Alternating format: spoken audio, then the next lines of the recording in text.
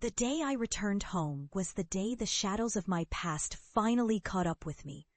I could feel the weight of their stares, the same ones that had once mocked my obsession with forensic necrohistory, with every whispered word of crazy still echoing in my ears.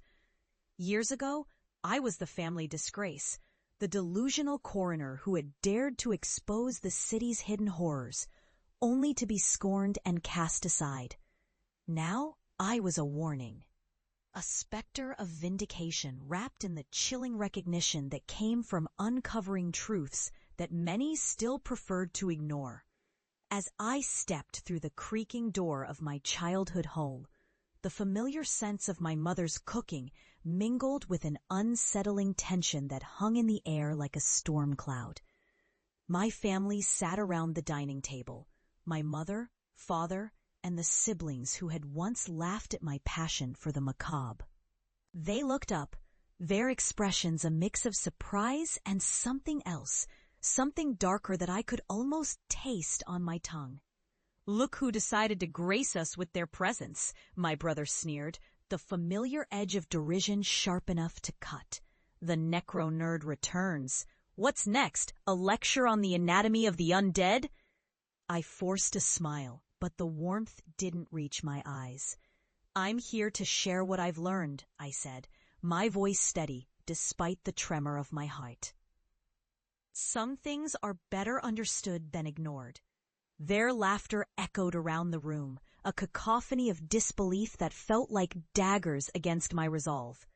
"Better understood?" my sister scoffed, her face twisted in mockery. "You mean you've spent all this time chasing ghosts and nonsense. You're just bitter because no one believed your theories." I held my breath, the air thick with resentment, and a hint of something else. Fear. They had never seen the horrors I had faced, nor the dark knowledge I had unearthed. They remained blissfully unaware, cocooned in their mundane lives, while I had danced with death and emerged with secrets that twisted my very soul. "I know what I'm talking about," I said, gripping the edge of the table. "You think it's all just folklore? I've seen the patterns in the records, the names that keep repeating, the deaths rewritten by an unseen hand. This isn't just superstition. It's a warning." My mother's eyes narrowed. "You're scaring us. This isn't healthy. You need to stop with these delusions before you lose your mind entirely." I had lost my mind long ago, but it was a different kind of madness, one that whispered truths long buried. "What if I told you," I continued, my voice low and steady, "that the dead have something to say, that their stories are entwined with the living in ways you can't begin to comprehend?" The room fell silent, a heavy pall settling over us. I could see the doubt etched on their faces, the flicker of fear mingling with disbelief. It was then that I decided to show them, to pull back the curtain of their ignorance. I reached into my bag and pulled out a ledger, the coroner's ledger, a collection of names and cases I had meticulously documented over the years. I opened it, the musty smell of old paper wafting through the air, and began to read aloud. Names of the deceased, dates, the peculiar circumstances surrounding their deaths. As I spoke, the atmosphere shifted. The light dimmed, shadows creeping along the walls like fingers reaching for warmth. And then I read a name, my brother's name. Daniel Blackman, found dead in his apartment, circumstances unexplained, I said, my voice trembling slightly. No one could determine how he died, but the truth is, he was never truly gone. The ledger tells a different story. His laughter faded, replaced by a pallor that washed over his face.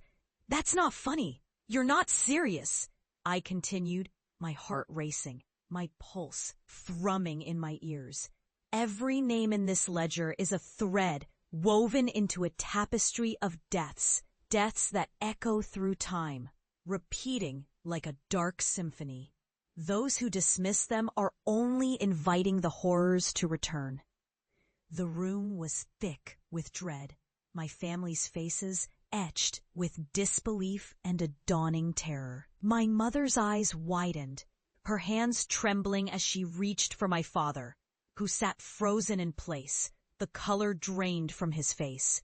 And then the lights flickered. A low hum began to thrum through the air, resonating with something deep within the walls of our home. I could see it, the shadows shifting, coiling around us, as if the very house were alive with the weight of the truths I had unearthed. "Stop it!" my sister cried, her voice cracking. "You're scaring us." But it was too late. The ledger had spoken, and the shadows were not mere echoes of my madness. They were the remnants of lives lost, the spirits of the forgotten, rising to reclaim their stories. The air grew cold, and I could see the flickering forms of the deceased surrounding us, their eyes hollow, their mouths set in silent screams. They watched as my family cowered, their laughter turned to panic, their disbelief shattered by the tangible weight of what I had revealed. I stood tall, the darkness swirling around me like a cloak, a guardian of the truths I had fought so hard to uncover. "Now you see," I whispered, my heart heavy but resolute. "This is what you mocked. This is what I survived." The shadows surged forward, enveloping my family in a swirling mass of despair. Their cries echoed through the house, a haunting symphony of regret as they faced the consequences of their disbelief. I turned away, the weight of my vindication bittersweet. I had become what they feared, a vessel of knowledge and consequence, a harbinger of truths they could no longer ignore.